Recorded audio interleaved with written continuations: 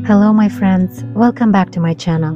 Before we dive into the painting session, I'd like to take a moment to acknowledge the current events that are unfolding in the Middle East.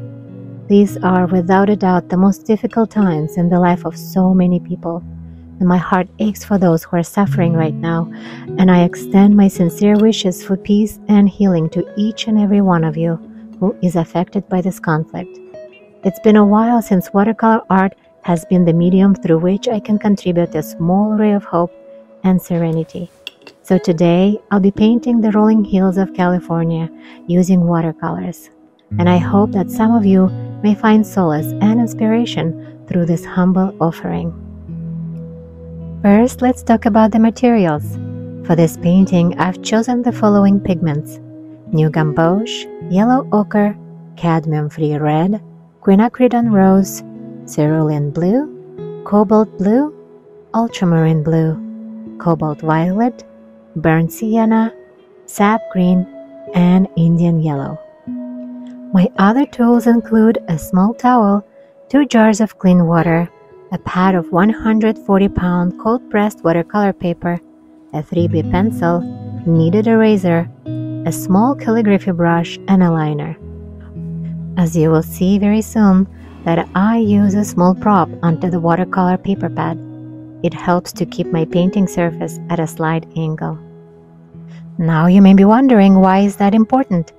Well, angling the paper helps pigments flow gently down the paper.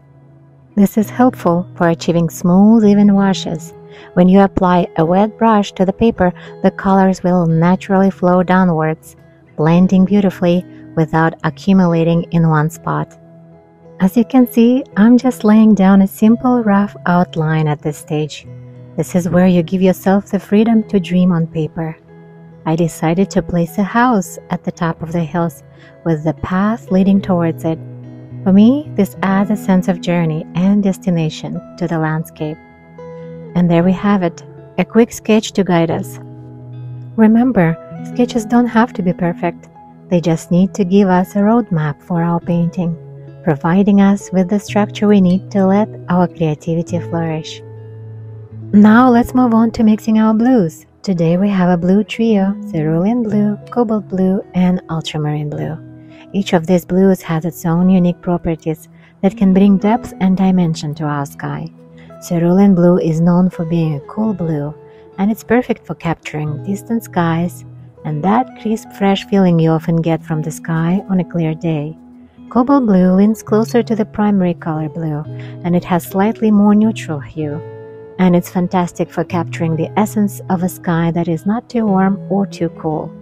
Last but not least, we have Ultramarine Blue, a warm blue that is perfect for adding a touch of depth or suggesting the presence of clouds or a setting sun.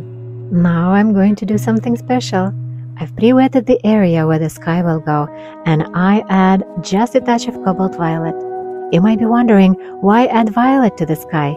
Well, this subtle touch is to suggest the reflected light from the blooming lupines that we will have in the landscape.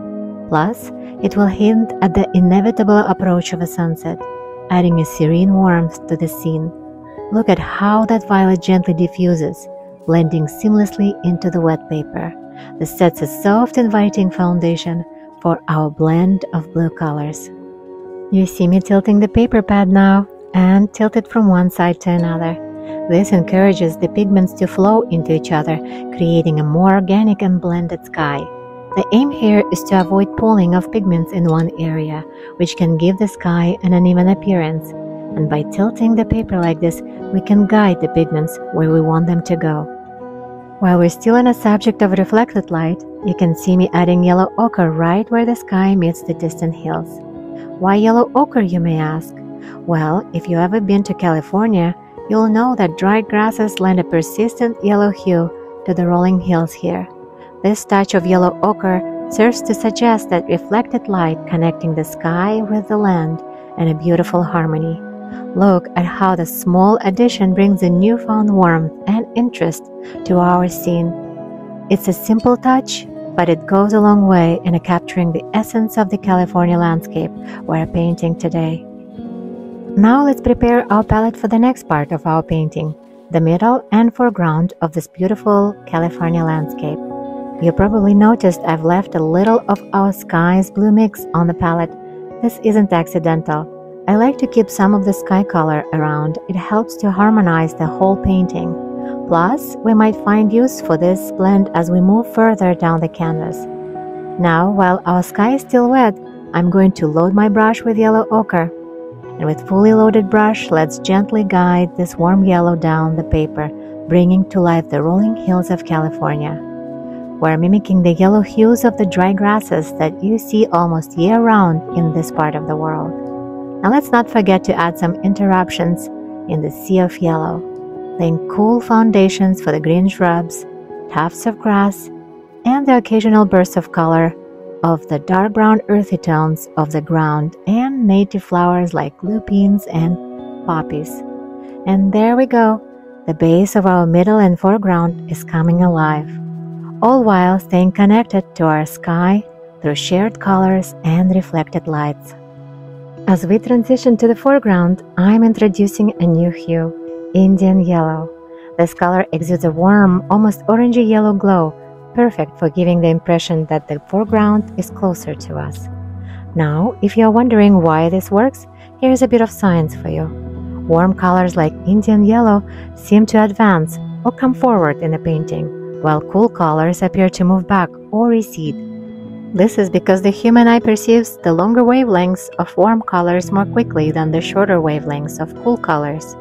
As I apply these warm tones, you'll notice that the landscape starts to feel more accessible and inviting, pulling you into the scene. Periodically, I like to switch out the water in my jars to keep it relatively clear. This might seem trivial, but it's actually quite important. Clean water ensures that our colors stay true to their pigments, which is helpful for creating the effects we want. While our first layer is still wet, I'm going to do something really fun. Watch this. With a quick flick of the brush, I'm adding splashes of Indian yellow to create an illusion of blooming California poppies. It's a small touch, but it brings a sense of spontaneity and movement to the scene. I also mix Cobalt Blue with quinacridone rose to create a purple color. Using the same flicking technique on the damp surface, this vibrant purple mixture is perfect for capturing those beautiful lupines in bloom. And for a touch of realism, I'm adding some cobalt violet to indicate variations in color as lupines sway back and forth in the breeze. And here it is. Our field is coming alive with the colors of native Californian wildflowers. A simple yet creative way to add depth and vibrancy to your watercolor landscape. At this stage, I notice that my paper loses its sheen, and I'm adding light specks of Indian yellow throughout the field, and this is best done before the paper loses its sheen entirely. Now, here's something important. Once the paper completely loses its sheen, we need to stop and let it dry fully. If we don't, we risk creating unwanted effects like runs or cauliflower blooms. Unless that's the effect you are aiming for, it's best to let the paper dry completely. I use the back of my hand to check whether the paper is dry. If I feel coolness, it means that paper is still damp. Now I'm moving on to the second stage. It is where a painting really starts to come alive. We'll be adding more tone and depth, yet still keeping everything relatively loose. And the focus here is on the mid and foreground. Remember, you are not going for fine details yet. That comes later. Right now, we want to lay down the foundation for those details with richer color and stronger tonal values. Alright, let's turn our attention to depicting some distant trees. I'm mixing a selection of cool colors here to help achieve that sense of distance. Did you notice how I've pre-wetted the paper? This will allow the pigments to disperse freely, creating those nice loose shapes that convey the essence of trees far off in the distance. We're now gradually venturing into the middle ground of our scene. You'll see me mix Indian yellow with some cadmium-free red, and I'll be adding just a hint of the cool green mix, which included sap green and cobalt blue. At this point, I'm using broad sweeping strokes to capture the tonal and color variations of these rolling hills. You might notice I'm moving quite quickly here. Sometimes my hand moves faster than my mind can even process. To keep up with the pace and keep you all engaged, I actually sped up the video a bit as well. you'll see me going back and forth between variations of color mixes: orange, green, brown, and violet. Feel free to slow down the video on your YouTube video settings if you'd like.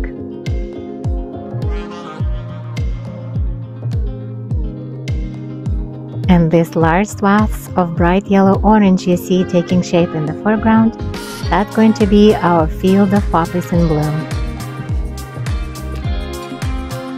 Here you see me gradually moving towards the third stage of our painting, where I begin to place finer details such as blades of grass, fence posts that will help us lead the eyes uphill towards the house. See how I'm using a stronger mix of brown sienna and ultramarine blue? This blend of two colors can give me a wide value range, and it is perfect for details like this fence posts.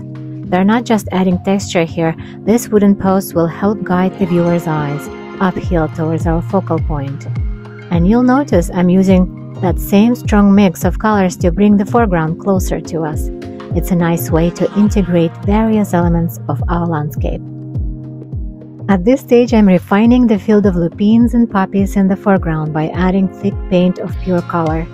This way, I aim to enrich our field of flowers. You may have picked up by now that my style isn't hyper-realistic. I enjoy loose, impressionistic approach, where each stroke is a suggestion. And you know what I love about this style? It allows the viewers to complete the picture in their own minds and to form their own stories and experiences when they look at the work. Now, while I prefer the impressionistic, less is more approach, that's just one way to go about it. And you may find that adding more details resonates more with your artistic vision, and that is what will make your work unique to you.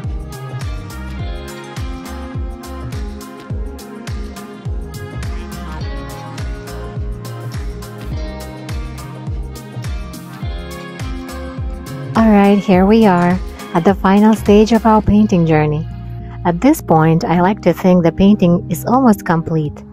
What's left are those small elements that tie everything together, the final touches that anchor the composition. These small items are refined details, twigs, fence posts, electrical poles, and so forth. These details are like the period at the end of a sentence. They bring a sentence to completion, making the painting feel grounded and whole.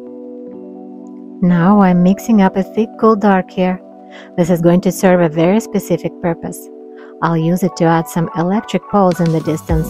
It's a subtle addition, but one that provides a modern contrast to the natural landscape, serving to tie the whole painting together.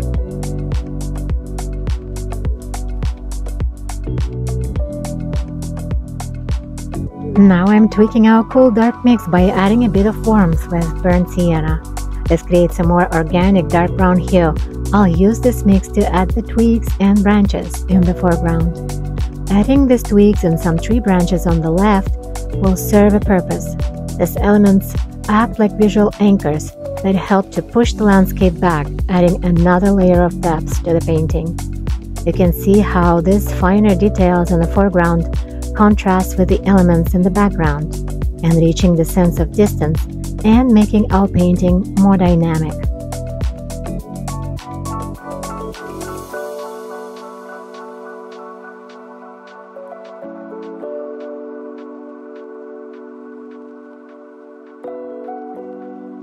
And there we have it. Our rolling hills of California filled with blooming lupines and poppies have come to life on paper.